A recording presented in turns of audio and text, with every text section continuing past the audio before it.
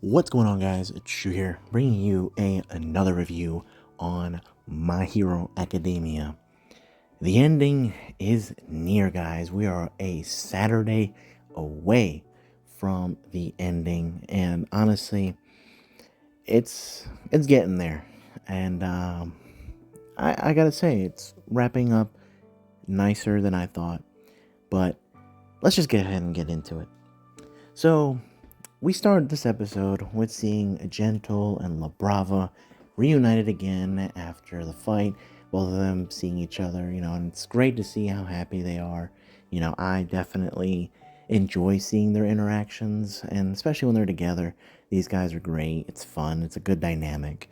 And I'm wishing all the happiness for them, truly. But we also get to see Hawks checking on Miss Nagant. Now, she had been granted freedom, but she chooses not to get out. Her reasoning is that she basically wants to see how everything changes and also wants to avoid being used again.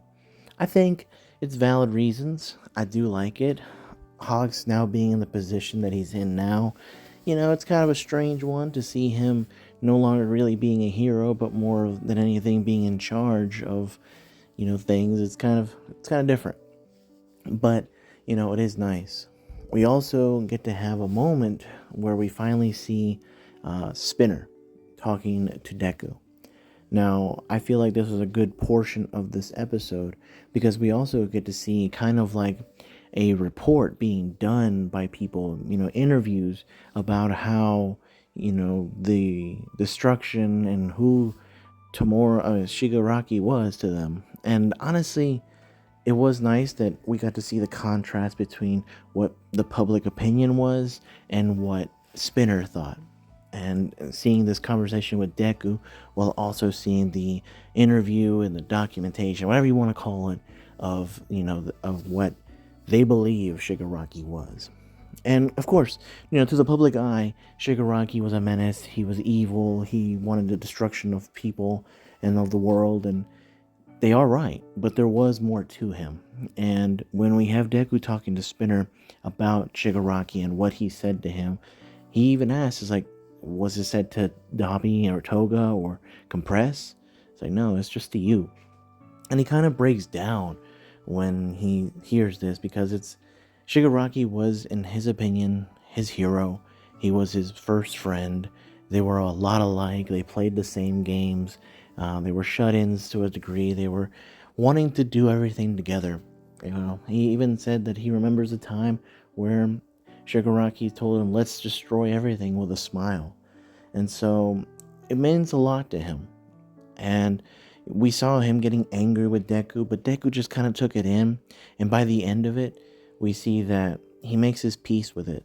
And he also vows that they will never forget the League of Villains or Shigaraki because he was going to make a book. And Deku suggests, why not make it a manga? And so he kind of takes this and uses it like as fuel. I also like that he also talked about, his octopus friend, he have him do better, and it's nice. So, will we see Spinner again? More than likely not. But it is nice that, at least in that degree, he has peace knowing that his friend was gone. But speaking of peace, not everyone has that. We'll get to that in a second. But we see that going back to school, the first years that are now there, they are all mega fans of Todoroki, Midoriya, and Bakugo. Like, of course, the big three. They're really big fans of. I love how Tetsuya actually steps in and it's like, nope, calm down, let them be. They're relaxing. But they feel bad for kind of disturbing that they actually come back and help them out with the work that they're doing. It was nice because additional hands are great, but we also get to see here how sometimes being appreciated is still kind of hard, and being able to survive is also somewhat of guilt to certain people. And that's what we see with Ochaco. She feels guilty. She was holding it in, and she didn't talk about it. She felt guilty for having Toga die, basically being the one to survive, where she should have not been distracted and she wouldn't have been stabbed, and therefore Toga wouldn't have died. But she lets out her emotions, and that was the thing that makes it difficult, because she kept bottling it up and just not letting it out. And Deku was there. He came to her, and I know a lot of people want to say this is a romantic thing. I don't think it was. I think this was, if anything, the most human thing you could possibly do, is to be there for somebody that needs it.